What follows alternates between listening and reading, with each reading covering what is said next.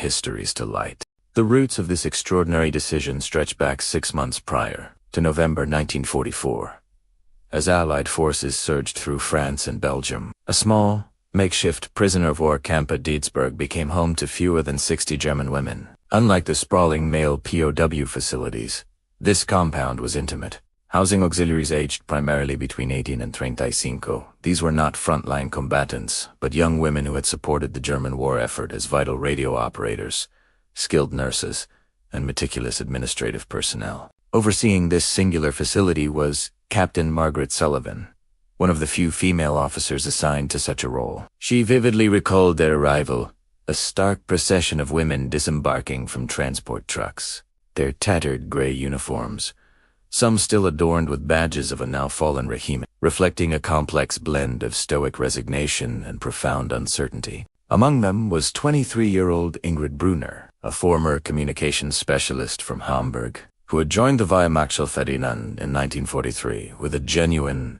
if misguided, belief in defending her homeland. Now, she clutched a worn, leather-bound diary, her only tangible connection to a life that had been irrevocably shattered. The initial weeks at Dietzburg were marked by an almost palpable silence, a rigid barrier of unspoken tension. The German women, adhering to a disciplined military bearing, moved through their routines with mechanical precision. Their interactions limited to hushed German phrases during meals. They presented an outward facade of stoicism, a deliberate detachment cultivated through years of ideological indoctrination that painted American soldiers as ruthless, dehumanized adversaries. Captain Sullivan observed this unyielding posture, recognizing it as a defense mechanism, a reflection of deeply ingrained beliefs about their captors. Yet, as autumn yielded to the biting cold of winter, this meticulously constructed wall began to subtly crumble.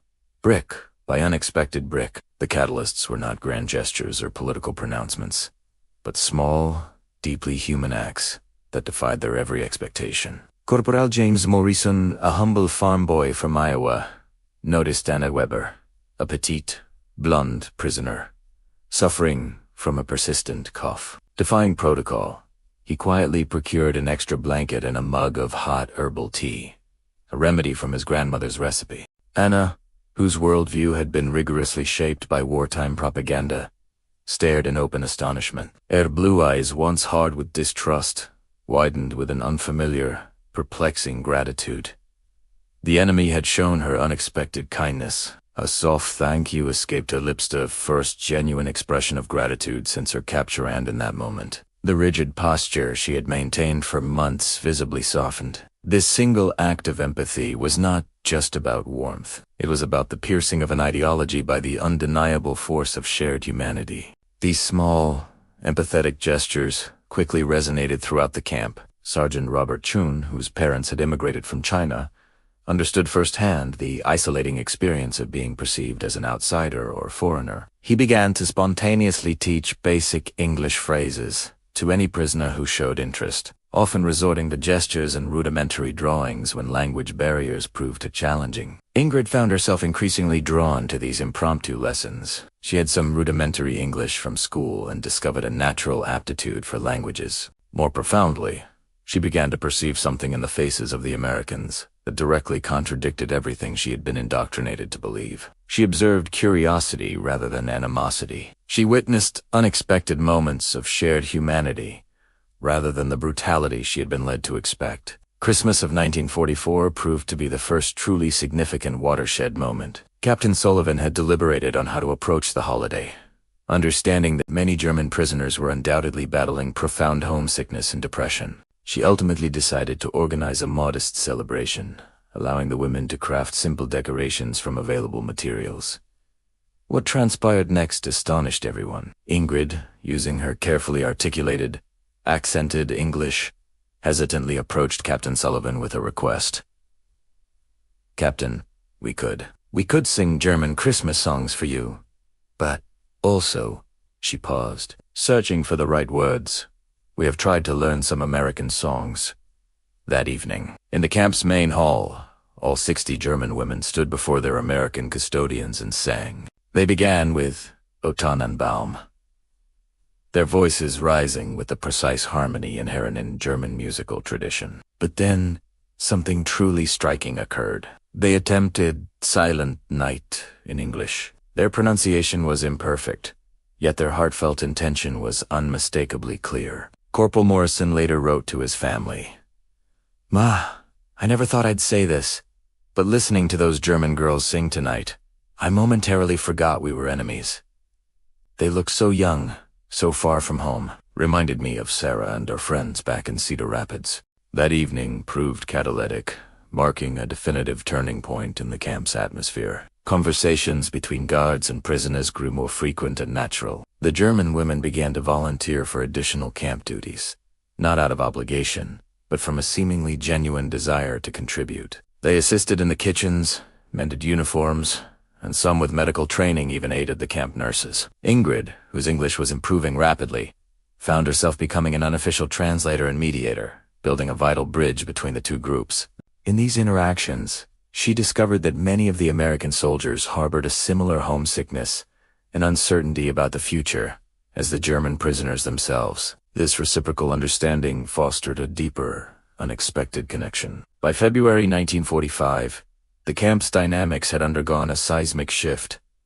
The German women no longer segregated themselves during meals. Instead, a blend of English and German conversation echoed throughout the compound. Sergeant Chun formalized his efforts, organizing informal classes where prisoners taught German phrases while continuing to learn English. However, what truly redefined everything was the unsettling news that began to filter in from Germany. As Allied forces pushed deeper into German territory, reports started to emerge detailing the horrific conditions they uncovered. Stories of concentration camps, systematic atrocities, and an unfathomable scale of terror that most ordinary Germans claimed to have never known. Ingrid, poring over American newspapers in the camp library, felt a growing sense of shock and disbelief. The photographs were often blurry, yet the accompanying descriptions were chillingly clear. Her hands trembled as she read accounts of Bergen-Belsen and Dachau, places she had never heard of, yet which evidently existed within the very nation she had once proudly served. Anna Weber found her there, tears streaming down her face. "Ingrid?" she whispered in German. "Is this true? Our country truly did these things." Other women gathered around the newspapers, their faces mirroring the same confusion and dread. These were not staunch Nazi ideologues, but young women who had joined auxiliary forces believing they were defending their homeland. Now, they were confronting the dreadful possibility that they had been part of something far darker than they could have ever imagined. From across the room, Captain Sullivan observed the German women grappling with this new, devastating reality. She had witnessed similar shock on the faces of male German posts when confronted with such truths. Yet, she had never before seen such raw anguish, a suffering that profoundly shattered everything these women had believed about their own identities. That night, Ingrid wrote in her diary, "What kind of Germany are we to return to? What kind of Germany did we serve? I thought I knew who I was, and what I believed. Now, I understand nothing." This entry captured an existential crisis, a complete dismantling of their moral and national compass. The spring of 1945 culminated in victory for Europe. Yet for the German prisoners at Deedsburg, it ushered in a period of immense uncertainty. While mailposts across the nation began their repatriation, the status of the 60 women remained precarious. Officials in Washington deliberated over their identity, while the women themselves confronted an even more anguishing question. What kind of place did they wish to return to? Reports from Germany painted a desolate picture of a disintegrated landscape. Cities lay in ruins, families were scattered or deceased, and the nation they had once known had ceased to exist. Many of the women had lost contact with their families months, even years, prior, leaving them with a visceral fear that no one, or nothing, might be awaiting their return. Paradoxically, amidst this external devastation, their daily lives within the American camp had metamorphosed into something none of them could have foreseen. Their initial captivity had gradually evolved into a semblance of community. American staff no longer viewed them strictly as enemy prisoners, but as displaced persons caught in circumstances beyond their control. Ingrid, in particular, had begun corresponding with a local family, who started visiting the camp as part of a church outreach program. Mrs. Henderson, the school teacher, was deeply impressed by Ingrid's intellect and the rapid command of English. More significantly, she was moved by the young woman's profound remorse for the truths she had uncovered about her nation's actions. "You are not responsible for what you never knew," Mrs. Henderson told her during one conversation.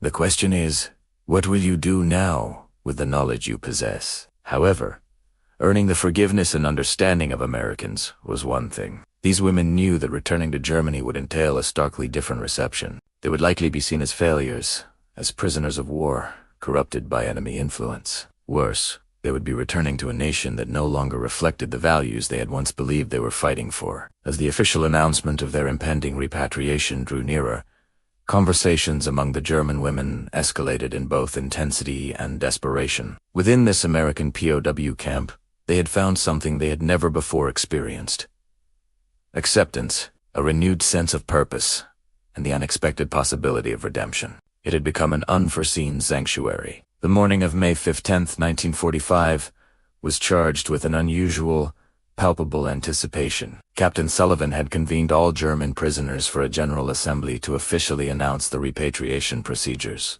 The 60 women gathered in the main hall, their faces reflecting months of internal struggle over what this moment would signify for their futures. Captain Sullivan stood before them, holding official documents from the War Department. Her voice, serene yet empathetic, began, "Ladies, I have received orders concerning a repatriation to Germany.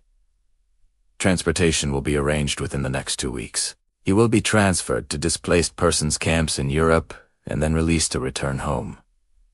She paused, observing the flicker of both relief and anxiety on their faces. What she did not anticipate, however, was what transpired next. Ingrid Brunner slowly, yet resolutely, rose to her feet, her hands visibly trembling. Addressing the captain directly in clear, deliberate English, she asked, "Captain Sullivan, may I speak on behalf of some of us?" Granted permission, Ingrid surveyed the other prisoners before continuing. "We've discussed this internally for many weeks. Some of us, a number of us, do not wish to return to Germany immediately." These words reverberated with a seismic impact, like a sudden peal of thunder. Several American guards exchanged bewildered glances. Anna Weber then rose, followed by 12 other women. They formed a small, determined cluster within the assembly, their decision evidently made with long-pondered conviction. With halting English, Anna articulated, "Captain, we know our request is unusual, but Germany is no longer our home. The Germany we served, we discovered, was not the Germany we so fervently believed in." Captain Sullivan was momentarily rendered speechless. In her entire military career, she had never encountered such an unprecedented anomaly. Prisoners of war requesting to remain in captivity rather than embrace freedom. She sought clarification, which was met with a torrent of emotion that revealed the profound metamorphosis these women had undergone. Ingrid explained that they had written to the International Red Cross, desperately attempting to locate their families. Among the 14 women desiring to stay, only 3 had received any news from home. Of those 3, 2 had learned that their entire families had perished in Allied bombings. The others remained utterly uncertain if their loved ones had survived the war. More importantly, they had discovered something within the American camp that they now feared losing. "Here," Ingrid continued, "we learned what it means to be treated with dignity, even as an enemy. We saw kindness where we expected cruelty. We were given the opportunity to work, to contribute, and to become better people than when we first arrived. They had found a place where their intrinsic worth was recognized." The implications of their request were profound. Legally, they remained enemy prisoners of war. The Geneva Convention stipulated their repatriation, not prolonged residence in the United States. Yet, their poignant, emotional appeal resonated far deeper than legal protocols. Corporal Morrison, who had shown Anna Weber that initial kindness months earlier, approached Captain Sullivan after the assembly. "Ma'am," he said softly, "perhaps I'm overstepping, but these women are no longer our enemies. They are just people caught up in something bigger than they understood. It feels wrong to send them back to nothing." That night, Captain Sullivan dispatched an urgent telegram to her superiors, describing this unprecedented situation. A reply would take several days to arrive, leaving everyone in a strange limbo. The women who had chosen to stay continued their daily routines, but with a renewed intensity, as if striving to prove the inherent worthiness of their extraordinary request. This was no longer just about survival. It was about defining their future. During this tense period of waiting for official word from Washington, life within the camp took on an almost surreal quality. Those who had requested to remain threw themselves back into their work with fervent purpose, as if their contributions might somehow influence decisions being made hundreds of miles away. Yet, their efforts revealed something deeper than mere strategy. They genuinely found meaning in their daily activities. Ingrid, for instance, became indispensable, not only as a linguistic translator but also as a bridge for cultural understanding. She helped mediate disputes among other prisoners, assisted with administrative tasks, and even began teaching German to several curious American staff members. Her diary entries from this period reveal a woman discovering talents and interests she never knew she possessed. Anna Weber, working under Dr. Robert Hayes, the camp's medical officer, found her calling. Her meticulous attention to detail and innate empathy made her an exceptional nursing assistant. Dr. Hayes, initially skeptical about having a German prisoner work in his medical facility, eventually became one of her most steadfast advocates. She has a gift for healing, he informed Captain Sullivan. It would be a tragedy to waste it. Other women, too, discovered unexpected roles. Maria Gotcha, former administrative clerk, entirely streamlined the camp's record-keeping system. Greta Hoffman unearthed a hidden talent for mechanical repair, fixing everything from kitchen equipment to vehicles. Each woman, in her own way, was becoming an indispensable part of the facility's daily operations. However, their integration was not without controversy. News of the German women's requests to remain leaked into the nearby communities, eliciting a polarized reaction. Some local newspapers published editorials questioning why Nazi prisoners were receiving special treatment while American soldiers were still sacrificing their lives in the Pacific. Others, particularly church groups who had interacted with the women, wrote letters of support, emphasizing their visible transformation and profound remorse.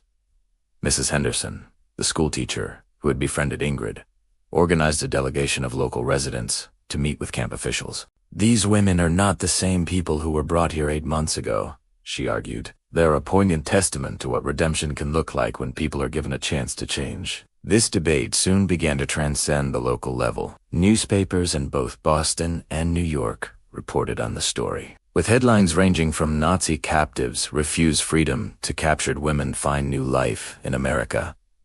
The unfolding narrative became emblematic of larger questions concerning justice, forgiveness, and the very possibility of human transformation. Concurrently, letters began to arrive from other POW camps across the nation. German prisoners elsewhere, having heard of the women at Deedsburg, wrote expressing their own conflicted feelings about repatriation. Some requested transfers to the Massachusetts facility, hoping to postpone their return to Germany. The ripple effect generated by these women's unprecedented request extended far beyond anyone's initial expectations, revealing a widespread yearning for a different kind of post-war existence.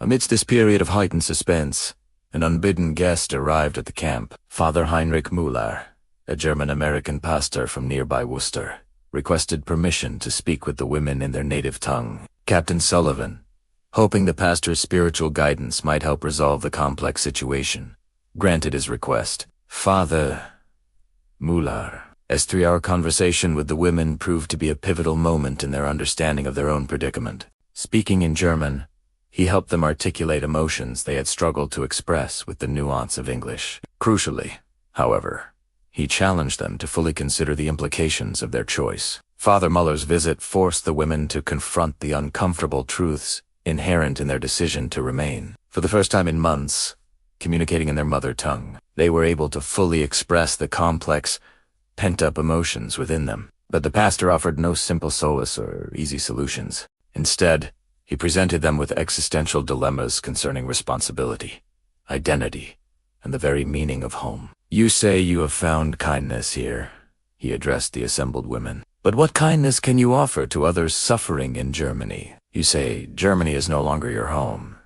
But is it not precisely when a home is broken and in need of rebuilding that it needs you most?" Ingrid found herself profoundly challenged by these words. She had focused intently on what she stood to lose by returning to Germany, without ever considering what remaining in America might cost others. Was their choice to pursue this seemingly easier path inherently selfish? Was their desire to stay driven by genuine principle, or merely by a fear of confronting the consequences of their nation's actions? The pastor's visit ignited a fierce debate among the women. Some began to reconsider their decision, wrestling with whether their responsibility lay in returning to help rebuild their devastated homeland. Others became even more steadfast in their conviction that they could better serve by becoming exemplars of transformation and reconciliation in America. These intense internal deliberations were abruptly interrupted by the orders Captain Sullivan finally received from Washington. The reply, while marked by typical bureaucratic rigidity, also displayed an unexpected flexibility. The War Department would not impede the repatriation of any prisoner who wished to return immediately.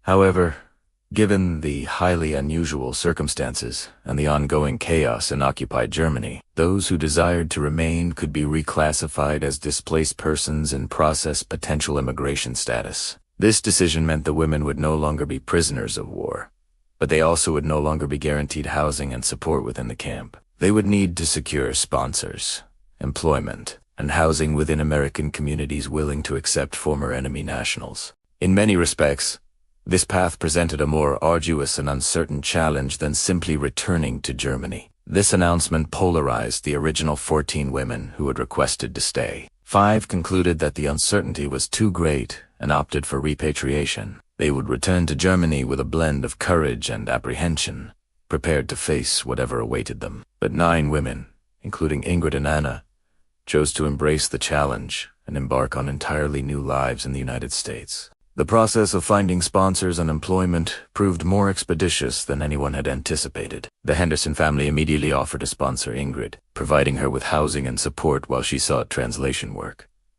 Dr. Hayes championed Anna's cause, arranging for her to continue her medical training at a local hospital and promising to oversee her transition from assistant to registered nurse. Other local families, moved by the women's stories and their evident sincerity, also extended their support.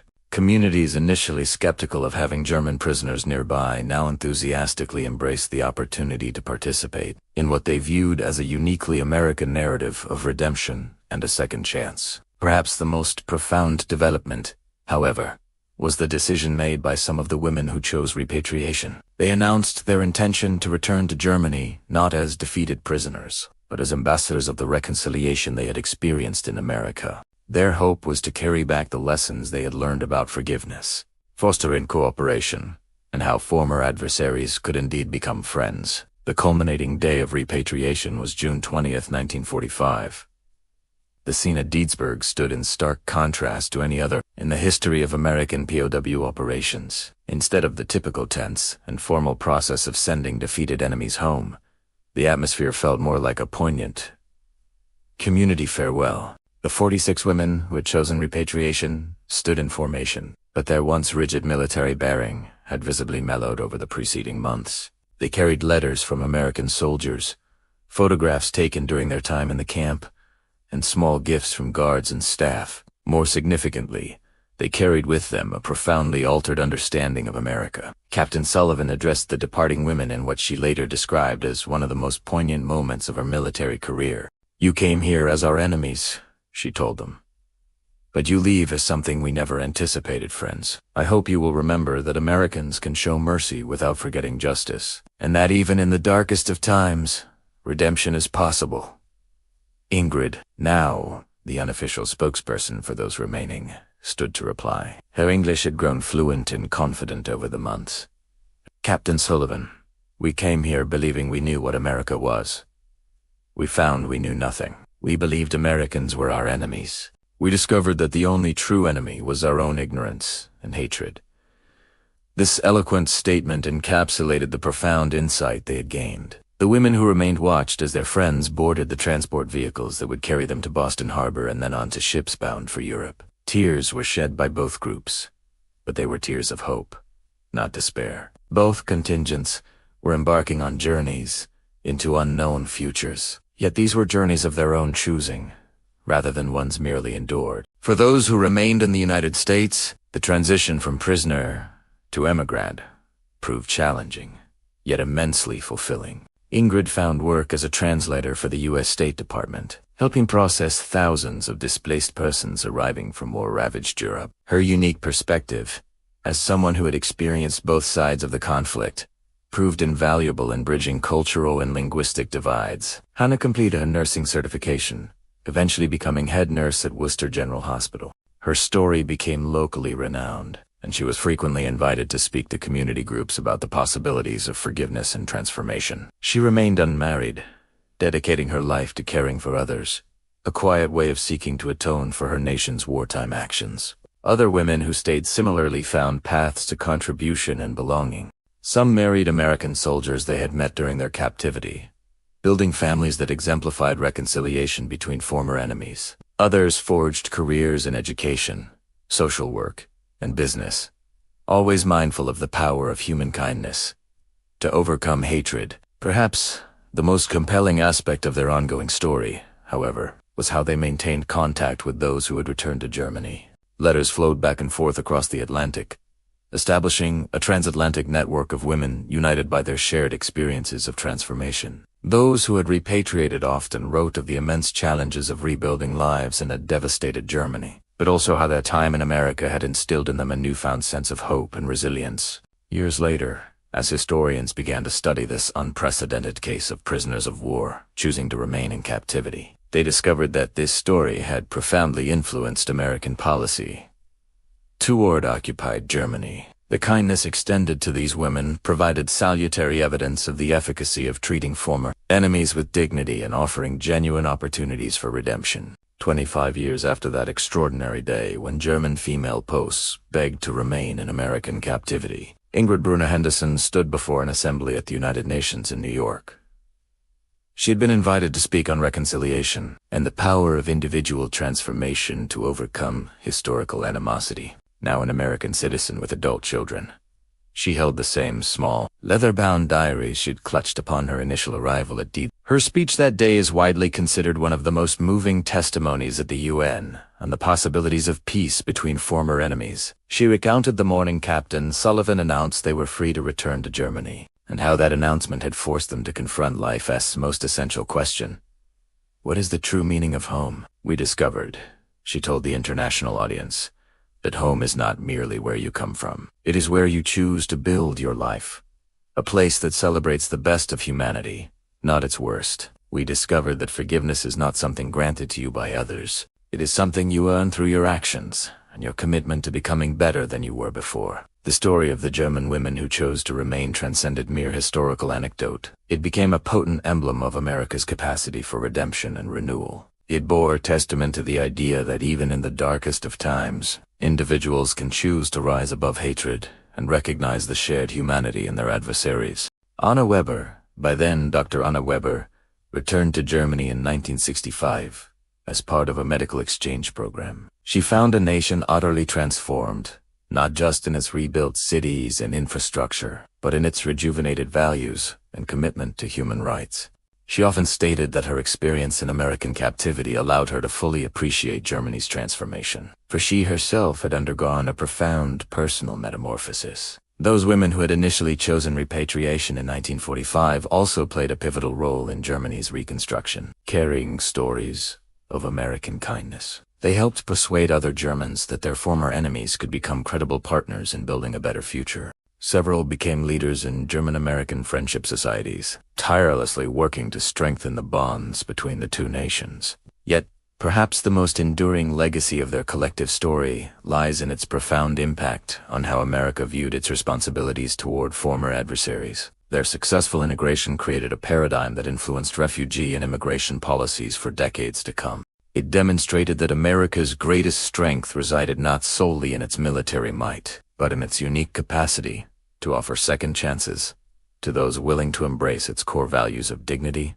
opportunity, and redemption. As Ingrid concluded her address at the United Nations, she raised the small, leather-bound diary that had accompanied her throughout her extraordinary journey from enemy prisoner to American citizen. Within these pages, she stated, I wrote down the questions every human must answer for themselves. Who am I? What do I believe? What kind of person do I choose to become? The most remarkable thing about America is that it gave me the freedom to discover that I could choose answers different from those I was once given. This final, poignant gesture encapsulated the essence of her transformation and the enduring power of self-determination. The resonating narrative of these German women who pleaded to stay serves as a powerful reminder that even amidst the darkest chapters of human history, individuals possess the agency to write different endings for their lives. It unequivocally demonstrates that redemption is not only possible but profound when societies are willing to offer it. The most potent victory over hatred lies in transforming enemies into friends, prisoners into citizens, and despair into enduring hope. Today, their story continues to inspire new generations of Americans and Germans alike. It stands as an enduring testament to humanity's capacity for growth and change, proving that these qualities can bridge even the deepest divisions forged by war and animosity. Their choice to remain was not born of a desire to easily escape the consequences of the past, but rather because they had discovered something within their American captivity, something they wished to fervently champion and share with the world for the rest of their lives. By 1945, nearly 400,000 German prisoners of war were detained across some 700 facilities on American soil. Conditioned by intense Nazi propaganda, these soldiers, including rare female auxiliary units, fully expected systematic starvation and brutal interrogation upon capture. However, historical records from base camps like Camp Clinton in Mississippi reveal a startling anomaly in wartime incarcerations. A documented survival rate for German posts in U.S. custody that was exponentially higher than their counterparts on the Eastern Front. Today, we are analyzing the verified intake experience of Lieutenant Ingrid Hoffmann and her unit of 47 female communications specialists. Their transfer to Camp Clinton serves as a prime case study of the profound psychological shock experienced by Axis personnel when the American brutality they were trained to endure failed to materialize. Instead of the anticipated torture chambers, they encountered facilities operating strictly under established international protocols, offering a standard of living that often exceeded what was available in their collapsing homeland. Let's examine the evidence. The arduous 3-day journey concluded abruptly as the cattle car lurched violently to a stop. Lieutenant Ingrid Hoffmann pressed her face against the small, barred window, straining to ascertain their destination. Around her, 47 other German women soldiers stirred uneasily in the cramped confines, their uniforms soiled and their faces marked by profound exhaustion. "Where are we?" whispered Sergeant Anna Klein, a signal specialist apprehended during the Western Front's collapse. Peering through the grimy window, Ingrid could make out guard towers and barbed wire fences. Yet, something about the scene contradicted the stark imagery of prisoner of war camps disseminated by Nazi propaganda. The structures appeared robust and well-maintained, a notable contrast to the rudimentary wooden structures she had envisioned. "It's an American prisoner of war camp," Ingrid replied grimly. "Prepare yourselves for the fate we were indoctrinated to expect." The propaganda had been absolute. American captors would intentionally starve German prisoners, subject them to harsh interrogations, and systematically humiliate them, aiming to dismantle their resolve. As auxiliary forces personnel, these women had been conditioned to believe that capture by the Americans portended a prolonged, agonizing demise through systematic cruelty. With a harsh screech, the cattle car's heavy doors slid open, revealing American soldiers. Ingrid then said, anticipating shouts and aggression, but instead, a voice completely disarmed her. "Ladies, please disembark carefully. Mind your step. The platform is wet." The voice belonged to a tall American sergeant who, astonishingly, extended a hand to assist the German women soldiers as they descended from the train. His uniform was immaculate, his demeanor professional, and, most remarkably, he spoke careful German, conveying evident concern for their safety. "I am Sergeant Williams," he announced to the assembled German prisoners. "You are now at Camp Clinton, Mississippi. You will undergo registration, be assigned quarters, and receive an orientation regarding camp procedures." Ingrid and Anna exchanged a bewildered glance. This diverged significantly from the brutal treatment they had been conditioned to expect. The American guards, though armed, appeared relaxed, their weapons lowered. They treated these German women more as displaced persons than dangerous adversaries. "Sergeant Williams," Ingrid inquired cautiously, speaking in hesitant English, "what will happen to us?" The American's surprise at the inquiry appeared genuine. Frau, you will be accommodated in accordance with Geneva Convention standards, provided with ample provisions and medical attention, and offered opportunities for work and recreation until the war's conclusion and your subsequent repatriation. But we are German soldiers. Anna interjected through Ingrid's translation. Your enemies? Sergeant Williams nodded gravely. Yes, Frau. During wartime, you were our adversaries. However, as prisoners of war, international law dictates that you possess rights which we are obligated to uphold. As they were led towards the camp entrance, Ingrid noted details that directly contradicted everything she had been told about American POW camps. The grounds were immaculately clean and well-ordered. The guards moved with relaxed professionalism, not aggression. Most strikingly, she discerned German voices engaged in what sounded like routine conversation, not desperate pleas, emanating from within the camp. This doesn't feel right, Anna murmured. Where is the brutality against which we were caught? Before Ingrid could respond, they passed through the gates, revealing a sight that drew gasps of astonishment from all the German women. Within the camp courtyard, German prisoners of war engaged in a football match, casually observed by American guards. The prisoners appeared healthy, their uniforms clean, and their postures relaxed, rather than fearful. My God, whispered Corporal Weber, a communications specialist from Bavaria. They looked normal, like human beings. Sergeant Williams, noticing their bewilderment, offered an explanation. Ladies, I understand this might differ from your expectations, but Camp Clinton operates in adherence to American military regulations and international law. Your security and well-being are our paramount responsibility.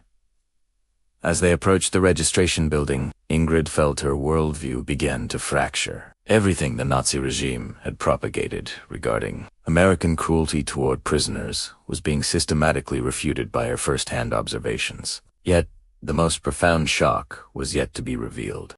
Nothing could have prepared these German women for the scene that greeted them inside the camp facilities.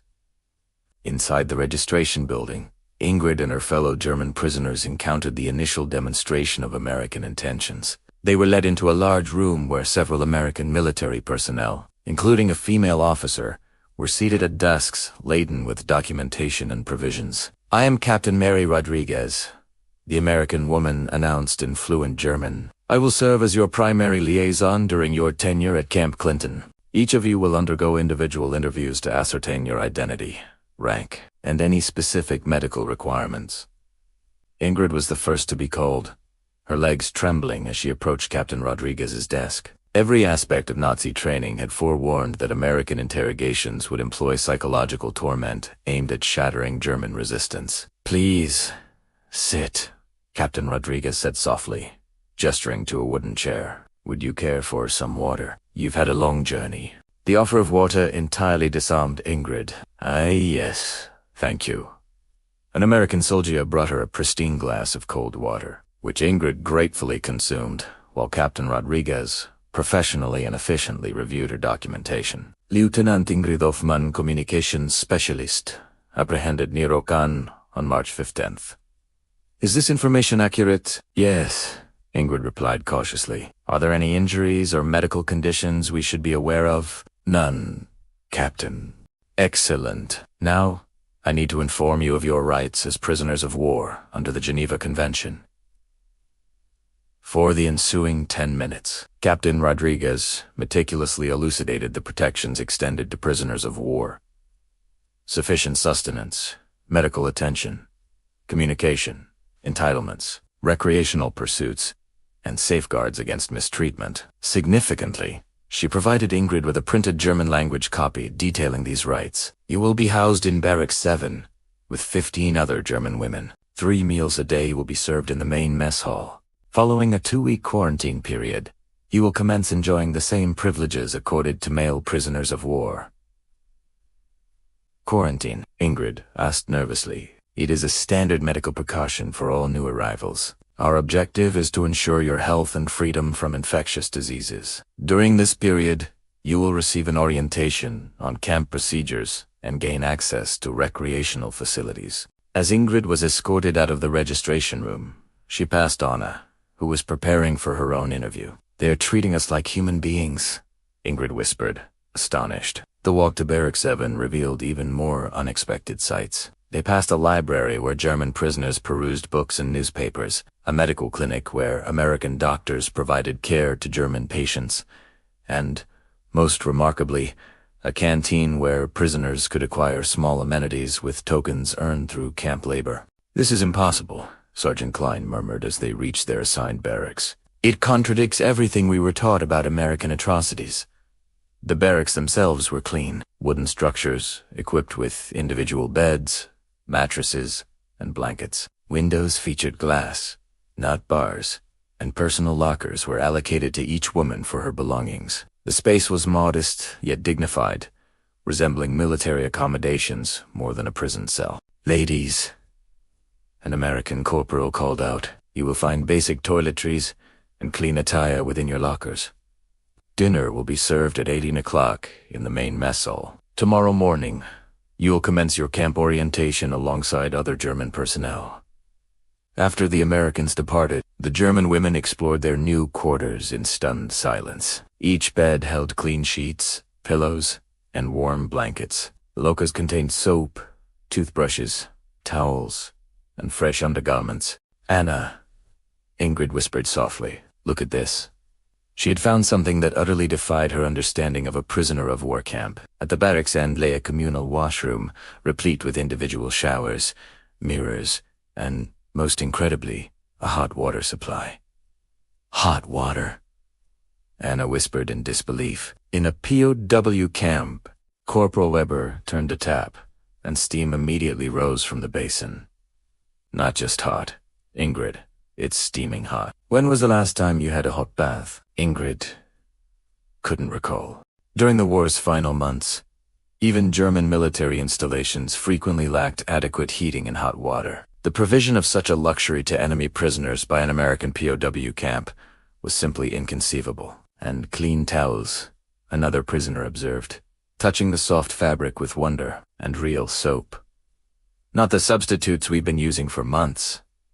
As night fell, and the German women prepared for their first meal as American prisoners, Ingrid faced a deeply unsettling realization. Everything the Nazi regime had propagated regarding American mistreatment of prisoners of war was being systematically disproven. If such fundamental falsehoods existed, what other narratives were merely propaganda and devoid of truth? "Ingrid," Anna whispered as they walked towards the mess hall, "what if we've been wrong about everything?" This inquiry would resonate with Ingrid for weeks to come, as she consistently uncovered the stark disparity between American reality and Nazi propaganda. Camp Klint's Mess Hall fundamentally challenged all of Ingrid's preconceived notions about prisoner treatment. Long tables accommodated German prisoners, who ate from genuine plates with metal cutlery, engaged in routine conversation, while American guards maintained supervision from a respectful distance. "Ladies, please form a line here," a friendly American cook in his 50s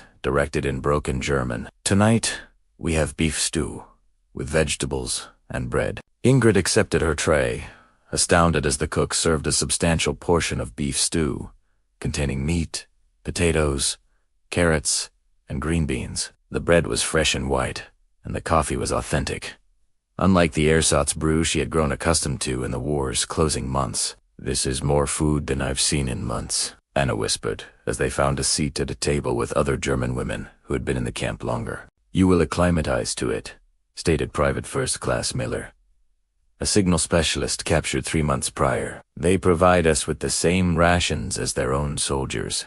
3 meals daily, with additional provisions available for purchase at the canteen." "But why?" Sergeant Klein asked. "We are prisoners of war, enemy soldiers.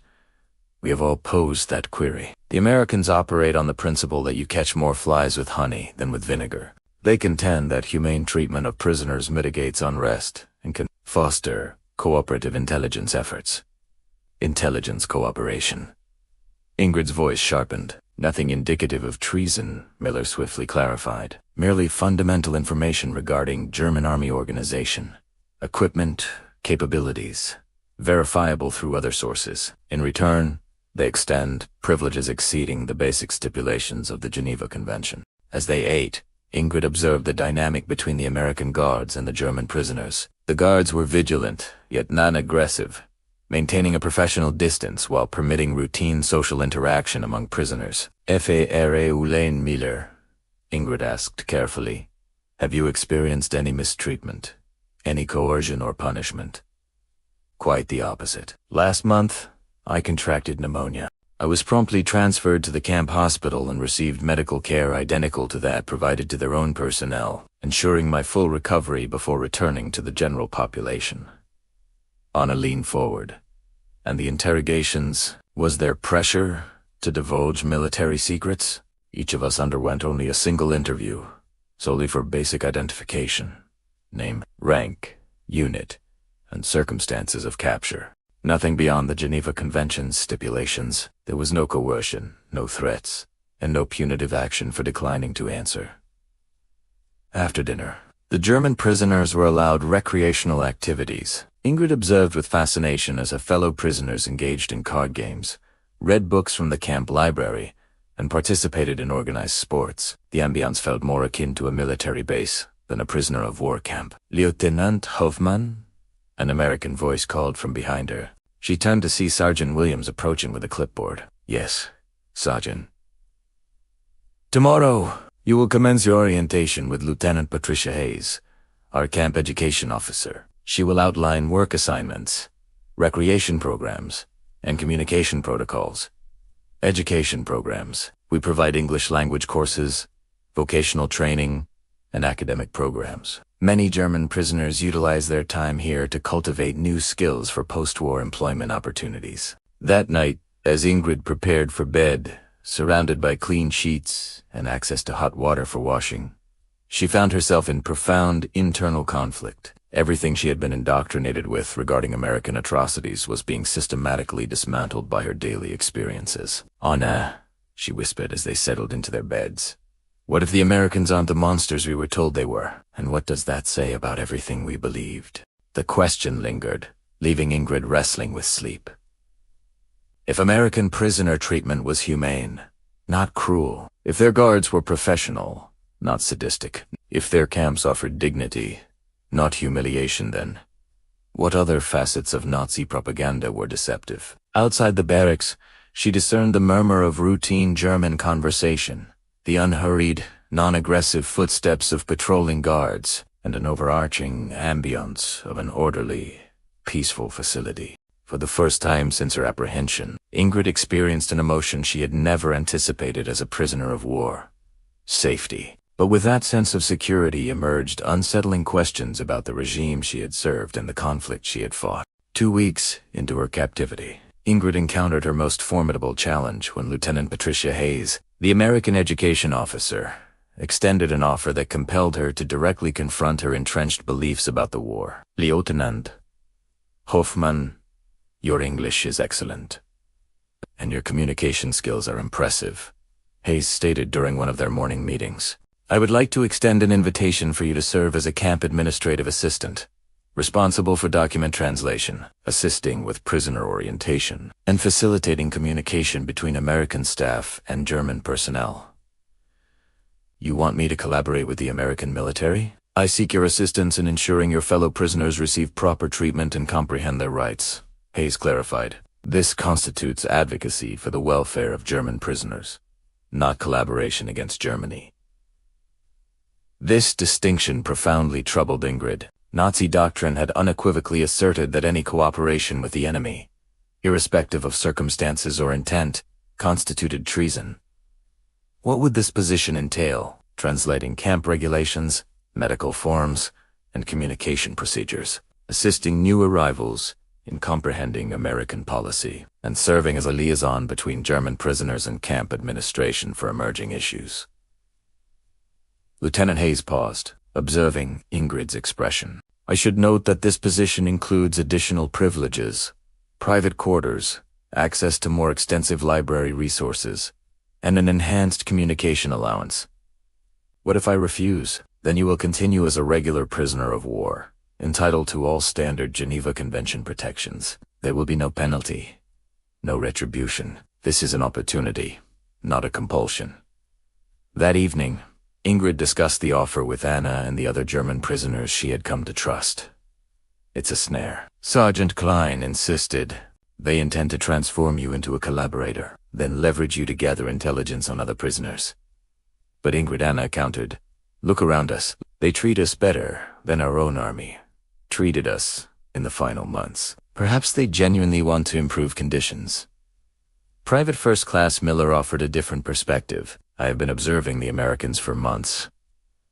Their conduct is consistently uniform. They adhere strictly to regulations, treat prisoners with professional respect, and genuinely appear committed to upholding Geneva Convention standards. That doesn't mean we should betray our country, Klein argued. Is it truly betrayal? Ingrid asked softly, to help German prisoners receive better treatment. The debate continued late into the night, reflecting deeper questions of loyalty, survival, and moral responsibility in an impossible situation. The next morning, Ingrid made her decision. Lieutenantes, I accept the position, but on one condition. What is that condition? I require written assurance that my duties will exclusively pertain to prisoner welfare advocacy, and will not involve intelligence, gathering, or propaganda activities. Hayes smiled, handing her a pre-typed document. This contract explicitly states your duties are confined to prisoner advocacy and translation for administrative purposes only. Ingrid's new position offered her a profound and surprising insight into the camp's operations. American record-keeping proved meticulous. Every prisoner's medical requirements, dietary needs, communication entitlements, and recreational activities were thoroughly documented and regularly audited. We undergo monthly inspections conducted by Red Cross representatives, Hayes explained during Ingrid's inaugural week as translator. Every facet of prisoner treatment must comply with international standards.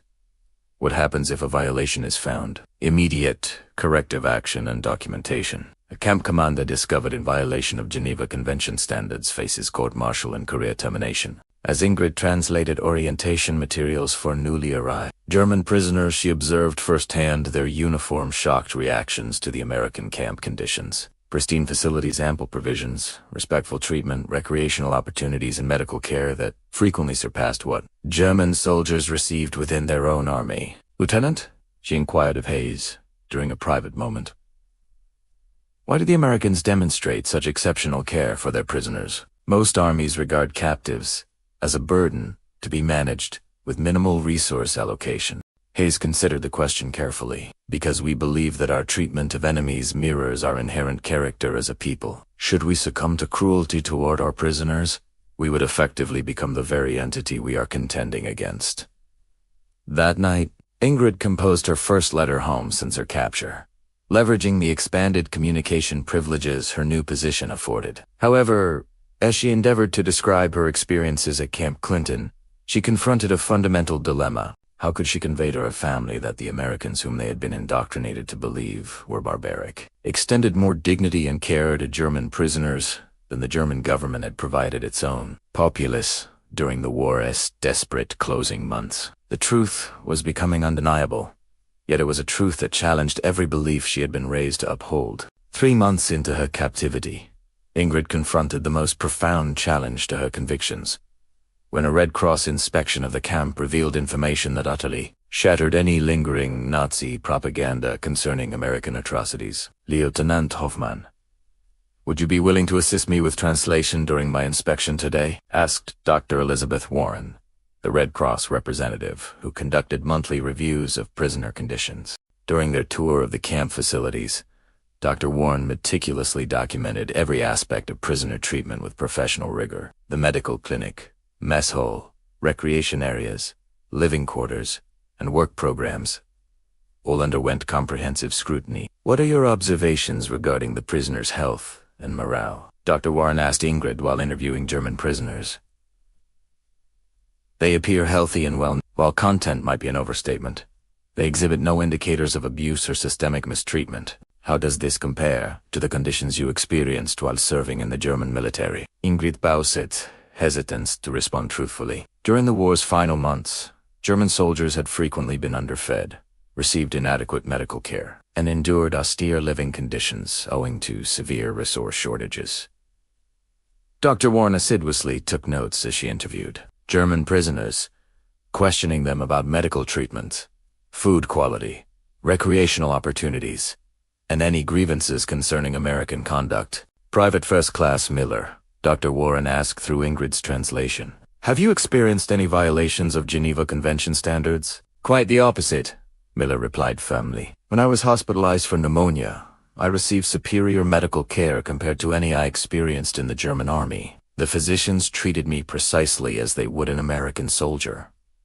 Every prisoner interviewed provided a consistent response. There were no reports of atrocities, insufficient food, medical negligence, or systemic abuse. Instead, accounts detailed professional, respectful treatment that frequently surpassed the minimum requirements of the Geneva Convention. But the real shock occurred when Dr. Warren shared her inspection findings with the camp administration. With Ingrid present, Camp Clinton has achieved the highest possible rating for prisoner treatment standards. Dr. Warren declared to Lieutenant Colonel Anderson, the camp commander, your facilities and procedures have surpassed Geneva Convention requirements across all categories. Thank you, Dr. Warren. We strive to uphold exemplary standards. I do have one concern, however, Dr. Warren continued. Several prisoners reported experiencing profound guilt over receiving superior treatment as American prisoners of war compared to what they experienced as German soldiers. This is inducing psychological distress and may necessitate counseling support. Lieutenant Colonel Anderson nodded gravely. We have indeed observed this issue. Many German prisoners are struggling to reconcile the reality that their own government provided conditions vastly inferior to those we extend to enemy captives. After Dr. Warren's departure, Ingrid found herself alone with Lieutenant Hayes, unable to dismiss the profound implications of what she had just witnessed. Lieutenant Hayes, may I ask you a personal question? Of course. Why do the Americans furnish such exceptional care for enemy prisoners? Ingrid inquired, when your own propaganda could readily justify harsher treatment. Hayes considered the question carefully. Because we believe that our treatment of enemies mirrors our inherent character as a people. If we were to compromise our values in response to Nazi atrocities, then they would have effectively succeeded in transforming us into their likeness. That night, Ingrid sat in her private quarters, a privilege garnered through her administrative duties, composing a letter she knew she might never dispatch. How could she inform her family that the American prisoner of war camp offered superior living conditions to German captives than German citizens had experienced in their own nation during the war's final years? Hannah, she confided to her friend during the evening recreation, I'm starting to understand something terrible. What? The Americans do not treat us well to manipulate us or extract intelligence, Ingrid explained, her voice subdued. They treat us well because it is intrinsic to their character. Their respect for human dignity is not propaganda. It is an authentic principle. Anna remained silent for a long moment. Then what does that say about the people we served? Ingrid had no immediate answer, but the question continued to resonate as it became increasingly evident that her conviction in the moral superiority of the German cause was predicated on falsehoods. The truth was irrefutable, yet accepting it implied acknowledging she had fought on the wrong side in a conflict between civilization and barbarity. This profound realization established the context for the journey's startling conclusion, compelling these German prisoners to confront a life-altering truth. Their adversaries possessed a humanity that their own leaders had irrevocably forsaken. 6 months into her captivity, Ingrid stood in the camp's communication center, translating the most devastating news she had yet encountered. American radio broadcasts were reporting on the liberation of Nazi concentration camps, the specifics of which were nearly beyond belief. Lieutenant Hoffman, Lieutenant Hayes, stated softly, we have received reports concerning German civilian detention camps. The details are profoundly distressing. We aim for the German prisoners to receive this information from their own German compatriots, rather than solely from American sources. Ingrid's hands trembled as she perused the intelligence reports. Bergen-Belsen, Buchenwald names destined to be indelibly etched in history. These were sites where her own government had perpetrated atrocities that defied human comprehension. This cannot be accurate, she murmured. These figures, a massacre of such magnitude, it's unfathomable. I am afraid it is true, Hayes replied gently. The Allied forces are meticulously documenting everything. The evidence is irrefutable. That night, Ingrid confronted the most challenging task of her life. Translating these reports for her fellow German prisoners. The camp's main hall was silent as she read aloud the accounts of systematic extermination, medical experimentation, and industrial-scale murder perpetrated by the regime they had served. 6 million Jews, she read, her voice trembling, along with millions of other civilians, Poles, Russians, disabled individuals, political prisoners all, systematically murdered by German forces, while we held the conviction that we were fighting a noble war. The reactions among the German prisoners were immediate and devastating. Some disbelieved the reports, asserting they were American propaganda. Others wept openly, finally comprehending why American soldiers had exhibited such restraint and humanity towards German captives. "How could we not have known?" Anna asked, tears streaming down her face. "We did not know, because we chose not to know," Miller offered a grim answer. The signs were perpetually present. Individuals disappeared. Trains proceeded to camps we never scrutinized. Policies we accepted without critical examination. In the ensuing days, the American camp administration undertook an unprecedented decision, arranging for German prisoners to view film footage acquired from the liberated concentration camps. They believed that a direct confrontation with the truth was essential for Germany's future. Ingrid watched in horror as American cameras unveiled the stark reality of Nazi genocide. Emaciated survivors, mass graves, gas chambers, engineered for efficient killing, and medical facilities where human beings served as experimental subjects. "Now you understand," Lieutenant Hayes remarked after the screening, "why the American military remains so resolute in treating German prisoners according to Geneva Convention standards. Our aim was to demonstrate that civilization and barbarity are deliberate choices, not inevitable outcomes." That night, Ingrid penned the letter she had been unable to compose for months. It was an acknowledgement that she had fought for a regime embodying all that was evil in human nature, only to be captured by a force that had preserved its humanity even toward its dehumanized adversaries. The divergence between American POW camps and German concentration camps was not merely a disparity in policy. It was a testament to fundamentally opposing concepts of human worth and dignity. 1 year into her captivity, as Germany formally surrendered, Ingrid stood in the camp's assembly hall, listening to Lieutenant Colonel Anderson address the German prisoners for the final time prior to the commencement of repatriation. "Ladies and gentlemen, your war is concluded," Colonel Anderson stated. "Many of you will return to Germany to aid in rebuilding your nation. Others may opt to remain in America and forge new lives. Regardless, you carry with you the experience of respectful treatment, even among former adversaries." Ingrid contemplated the profound transformation she and her fellow prisoners had experienced. These women had arrived anticipating barbaric treatment, yet they had received dignity, medical care, education, and the opportunity to preserve their self-respect, even while incarcerated. "Lieutenant Hoffman," Colonel Anderson continued, "would you be willing to share your experiences and perspectives with your fellow prisoners?" Ingrid rose, her voice steady despite the surge of emotion within her. "1 year ago, we arrived here anticipating brutal treatment from barbaric Americans. Instead, we discovered our captors upholding a higher standard of human dignity than our own leaders had extended to millions of innocent people."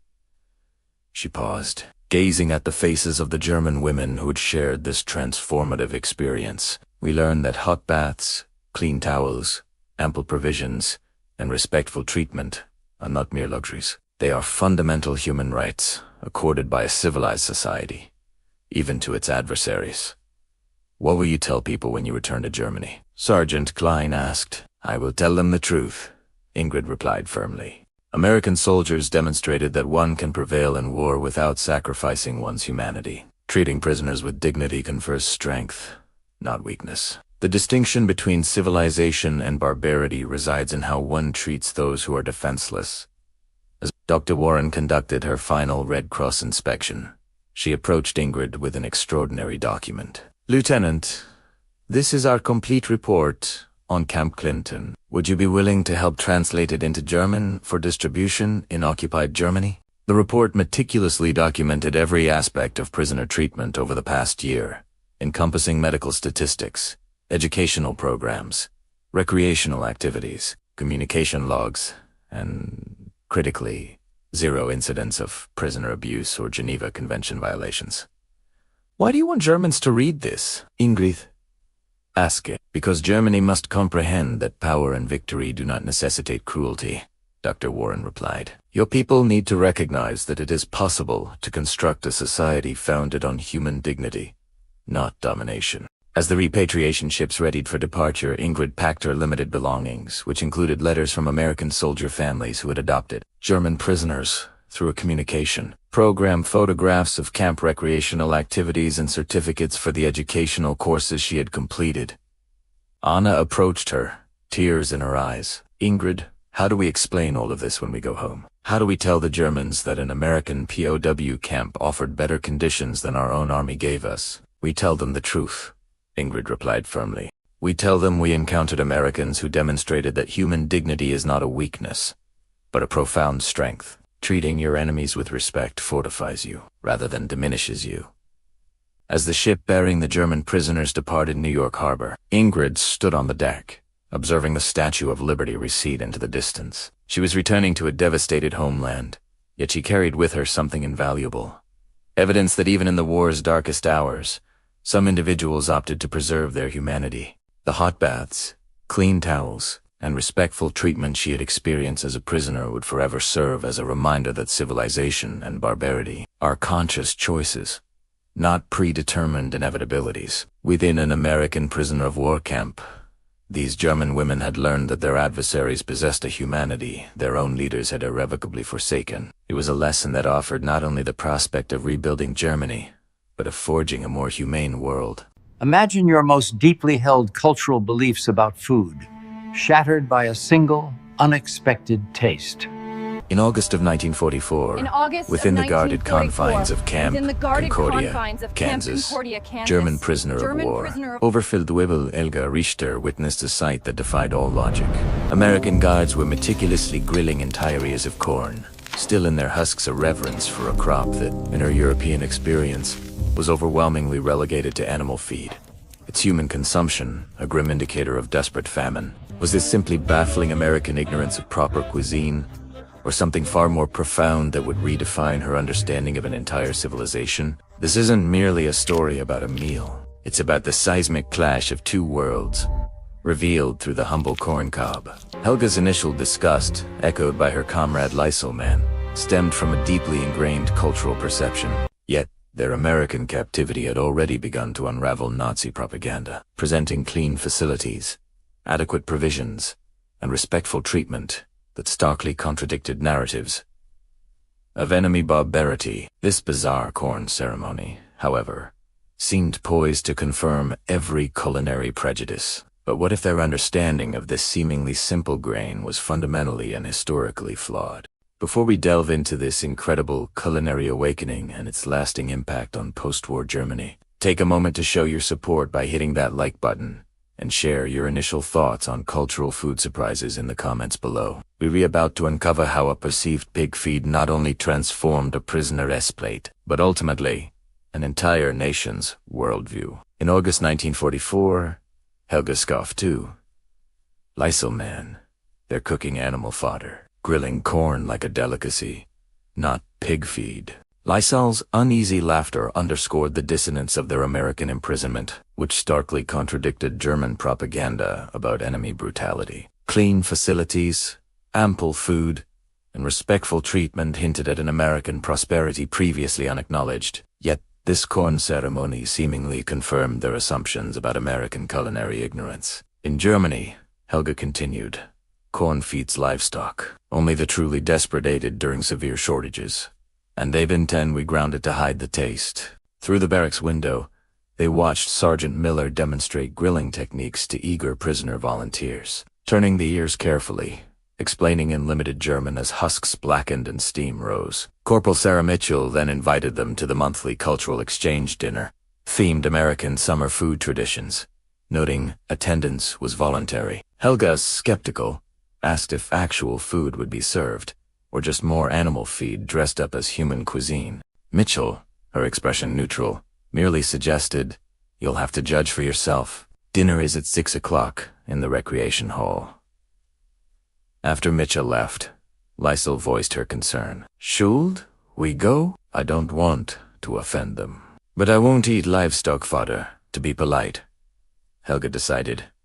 "We'll attend, if only to document more bizarre American customs for our repatriation report. Grilled corn for humans, our families won't believe it." This blend of duty and morbid curiosity led them to the evening event. That evening, 37 German female prisoners gathered in the transformed recreation hall. Grills blazed and the air filled with the aroma of roasting corn. Not the musty smell of fodder, but something distinctly sweeter, almost nutty. Sergeant Miller, addressing them in German, introduced sweet corn, picked this morning from Kansas farms, grilled with butter and salt. This is summer food in America, for family celebrations, community gatherings, simple pleasure. Helga and the others exchanged glances, confirming their shared belief. Americans celebrated by eating pig feed. This reinforced their views on European culinary sophistication versus American crudeness. However, Miller then removed a perfectly grilled ear, peeled back its charred husk to reveal golden, butter-glistening kernels, and an irresistible aroma that unexpectedly stirred Helga's hunger. "Who would like to try first?" Miller offered the steaming corn. The German women hesitated, torn between cultural prejudice and genuine curiosity. Helga, pushed forward by her peers as the ranking officer, approached the corn with a wariness one might show an unexploded bomb. "Just bite the kernels directly from the cob," Miller instructed, demonstrating. The butter and salt enhanced the natural sweetness. "Sweetness," Helga scoffed. "Corn isn't sweet. It's bland, starchy animal feed." Miller patiently clarified. "That's field corn, what you feed livestock. This is sweet corn, a different variety of bread specifically for human consumption, developed by Americans for over a century." The distinction was lost on Helga, who knew only one type of corn. She accepted the hot, butter-dripping ear. "For Germany," she muttered sarcastically, taking a bite with a look of martyrdom. The flavor explosion was utterly unexpected. Sweet, like summer fruit, yet buttery, smoky, and tender. Not tough and starchy. The salt enhanced, rather than masked, its natural flavor. Helga chewed slowly, aware of every watchful eye. Her surprise was evident, prompting Lysel to step forward. "Is it good?" Lysel asked skeptically. "It's not what I expected. It's actually pleasant." "Pleasant?" Lysel grabbed an ear, bitten with suspicion, and her eyes widened in shock. "My God, this tastes nothing like the corn we fed to pigs." Within minutes, all 37 prisoners were savoring the grilled corn, the hall filled with sounds of enjoyment and confused chatter about this transformed animal feed. After a second ear, Helga approached Miller. "How did you make livestock fodder taste like this?" Miller replied, "We didn't make it taste like anything. This is sweet corn's natural flavor when fresh, properly prepared, and respected as food. Americans have eaten corn this way since before the United States existed." Helga started, but in Germany double, quotes Miller gently interrupted. "In Germany you only know field corn, for flour, meal, and feed. You've never experienced sweet corn because you've never developed the varieties or culinary traditions around it." The observation stung, prompting Helga to ponder how many other foods and possibilities Germany had dismissed without investigation. This corn revelation ignited weeks of discussion among prisoners about food, culture, and their entrenched assumptions. Helga was soon assigned to the camp garden, learning diverse crop varieties and agricultural methods emphasizing food quality. Corporal Peterson led Helga and other prisoners through the demonstration garden, explaining the 3 types of corn: popcorn, which Americans eat as a snack food, field corn for animal feed and flour, and sweet corn for direct human consumption. "Snack food?" Helga questioned. "A corn variety specifically for snacking." Peterson corrected. "We have dozens of varieties for different purposes. Americans take corn seriously. It's a native crop, developed for thousands of years. Your understanding of corn is just a small part of its story." Peterson detailed the differences. Field corn's tough, starchy kernels for meal. Sweet corn's higher sugar and tender texture for fresh eating. Popcorn's unique structure for popping. This represented an agricultural sophistication unknown in Germany, where corn was dismissed as inferior to wheat and potatoes. In Germany, Helga admitted, we considered corn a desperation crop, something Americans ate due to underdeveloped agriculture. Peterson, without judgment, countered. Yet corn is one of the most efficient crops ever developed. Higher yields than wheat, more versatile, better drought resistance. Americans chose corn not for lack of European crops, but because we recognized its potential. That, even Inga. On kitchen duty, Helga learned diverse American corn preparations. With Sergeant Williams, grilled, boiled, cut from the cob, sautéed with butter, and even baked into bread and muffins. Each revealed corn's versatility. My German grandmother initially refused corn. Williams shared, demonstrating how to cut kernels. Said it was pig food, but after trying it at a summer picnic, she made cornbread weekly and always grew sweet corn. It taught her not to judge food by prejudice. The story resonated with Helga Sergeant Williams. She ventured. How much else have Germans been wrong about? Williams responded, societies that thrive are willing to learn from others, rather than assuming they know everything. Over subsequent weeks, Helga became captivated by American corn culture. She learned about Native American agricultural traditions, developing dozens of varieties over millennia. American industrial success, she discovered, was partly built on corn's versatility: food, livestock, feed, raw material, even fuel. Corn isn't just a crop here, she explained to fellow prisoners. It's foundational to their entire system. We dismissed it as animal feed. They built a civilization around it. Are you saying we should have eaten more corn? Lysel lightly mocked. I'm saying, Helga thoughtfully replied, we shouldn't have assumed American food choices reflected ignorance, but rather sophisticated agricultural development. We simply didn't understand. September brought harvest season and an invitation for German prisoners to work on local Kansas farms, aiding American families and learning agricultural methods potentially useful for post-war German reconstruction. This is a significant opportunity, Sergeant Miller briefed.